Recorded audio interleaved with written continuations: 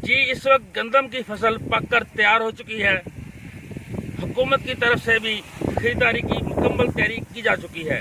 15 अप्रैल से एप्लीकेशन ली जा रही है और 25 अप्रैल को गंदम की खरीदारी शुरू की जाएगी।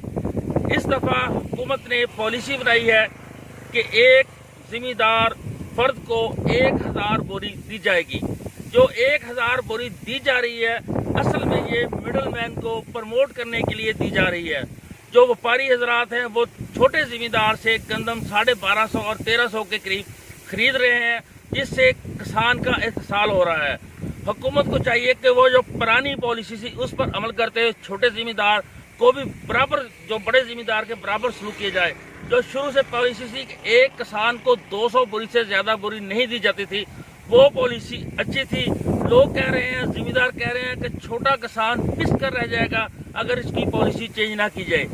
जिम्मेदारों ने वज़ीर आज़म से अपील की है कि फौरी तौर पर एक्शन लिया जाए और छोटे जिम्मेदार की गंदम भी अच्छे रेट, जो गवर्नमेंट का मुकर्रर करदा रेट है 1400 पे खरीद की जाए।